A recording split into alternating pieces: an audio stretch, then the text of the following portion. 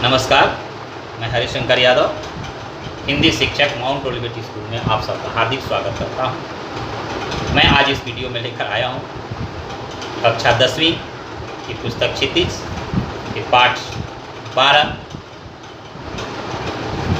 लखनवी अंदाज। लखनवी अंदाज लेखक यशपाल द्वारा लिखा हुआ एक कहानी है। इस कहानी का प्रश्नोत्तर मैं लेकर आया हूँ।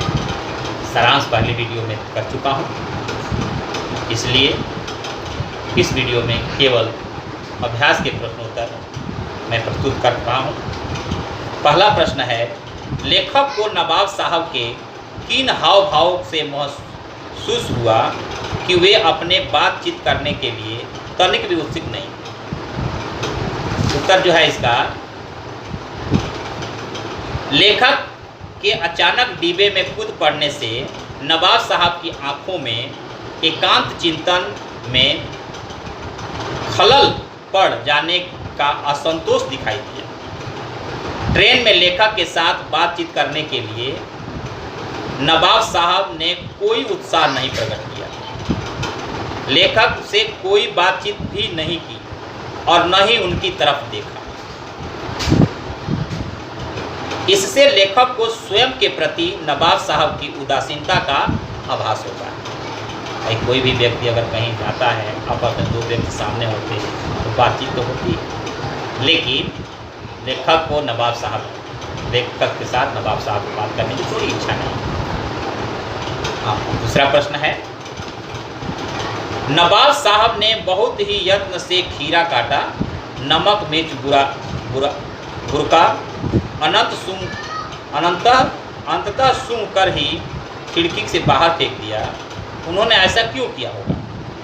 उनका ऐसा करना उनके कैसे स्वभाव को इंगित करता है? देखिए उत्तर इसका क्या है। नवाब साहब द्वारा दिए गए खीरा खाने के प्रस्ताव को लेखक ने अस्वीकार कर दिया और खीरे को खाने की इच्छा तथा सामने वाले यात्री के सामने अपनी झूठी खास बनाए रखने की उलझन में नवाब साहब ने खीरा खाने की सोची, परंतु जीत नवाब के दिखावे की हुई और इसी इरादे से नवाब साहब ने खीरा सूंघकर फेंक दिया। नवाब के इस स्वभाव से ऐसा प्रतीत होता है कि वे दिखावे की जिंदगी जीते हैं। खुद को अमीर सिद्ध करने के लिए वो कुछ भी कर सकते हैं। प्रश्न नंबर 3, बिना विचार, घटना और पात्रों के भी कहानी लिखी जा सकती है। यशपाल ने इस विचार से आप कहां तक सहमत हैं? उत्तर है,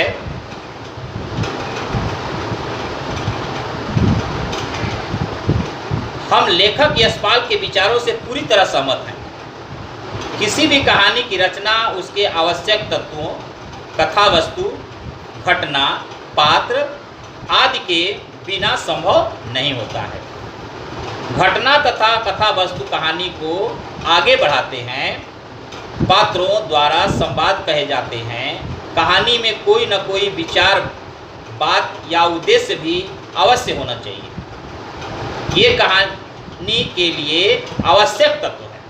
कहानी के लिए आवश्यक तत्व है। प्रश्न नंबर 4, आप इस संबंध को और क्या नाम देना चाहते हैं?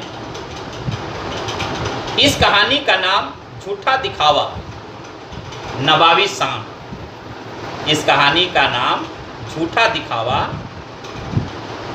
नवाबी शान या आडंबर भी रखा जा सकता है, क्योंकि नवाब ने अपनी झूठी शान शौकत को कायम रखने के लिए अपनी इच्छा को ही दबा दिया। साथ ही उनके नवाबी स्वभाव सामंती वर्ग की बनावटी जीवन शैली व दिखावे को सिद्ध करता है। प्रश्न नंबर 5 है, नवाब साहब द्वारा खीरा खाने की तैयारी करने का एक चित्र प्रस्तुत किया गया है। इस पूरी प्रक्रिया को अपने शब्दों में व्यक्त कीजिए। इसमें दो पाठ है, क है और एक ख है। क पाठ है, सेकेंड क्लास के एकांत डिब्बे में बैठे नवाब साहब खीरा खाने की इच्छा से 2 ताजे खीरे एक तौलिए पर रखे हुए थे। पहले तो उन्होंने खीरे को खिड़की से बाहर निकालकर छोटे लोटे के पानी से धोया और तौलिए से साफ कर पानी सुखा लिया। जेब से चाकू निकाला, दोनों खीरों के सिर काटे और उन्हें गूंद कर झांक निकाला। फिर खीरों को बहुत सावधानी से छीलकर फांकों पर बहुत कायदे से जीरा, नमक, मिर्च छिड़का। इसके बाद एक एक करके उन फांकों को उठाते गए और उन्हें सूंघ कर खिड़की से बाहर फेंकते गए। ख है किन किन चीज़ों का रसास्वाद करने के लिए आप किस प्रकार की तैयारी कर सकते हैं। किन किन चीज़ों का रसास्वादन करने के लिए आप किस प्रकार की तैयारी करते हैं। उत्तर है, हम खीरे का रसास्वाद करने के लिए उसे अच्छी तरह से एक कटोरी में रखते हैं तथा उसके ऊपर काजू, किशमिश, बादाम और पिस्ता डालकर अच्छी तरह से उसे सजाते हैं और फिर उसका स्वाद लेते हैं। प्रश्न नंबर 6। प्रश्न नंबर 6 है, खीरे के संबंध में नवाब साहब के व्यवहार को उनकी सनक कहा जा सकता है। आपने नवाबों की और भी सनकों और 100 के बारे में पढ़ा सुना होगा। किसी एक के बारे में लिखिए। उत्तर है, पाठ में प्रस्तुत खीरे के प्रसंग द्वारा नवाब के दिखावटी जिंदगी का पता चलता है। इससे उनके सनकी व्यक्तित्व का ज्ञान होता है। ऐसे ही एक सनक यह भी हो सकती है, नवाब अपनी शान और शौकत के लिए पैसे लुटाने से बाज नहीं आते, फिर चाहे उनके घर में पैसों की तंगी ही क्यों न हो, पर बाहर वे खूब पैसे लुटाते। प्रश्न नंबर 7, क्या सनक का कोई सकारात्मक रूप हो सकता है?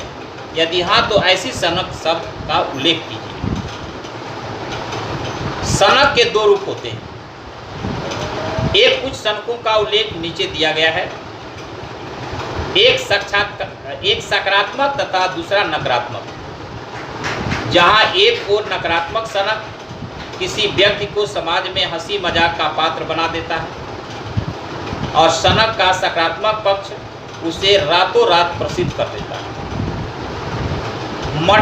मदर टेरेसा को सनक थी गरीब और बेसहारा लोगों की मदद करने की, तो हमारे देश के देशभक्त नेताओं को देश को आज़ादी दिलाने की सनक सवार थी। महात्मा बुद्ध की सत्य को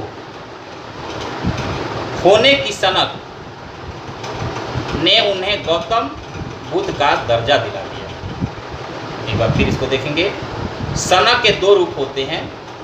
ऐसे कुछ सनकों का उल्लेख नीचे दिया जा रहा है।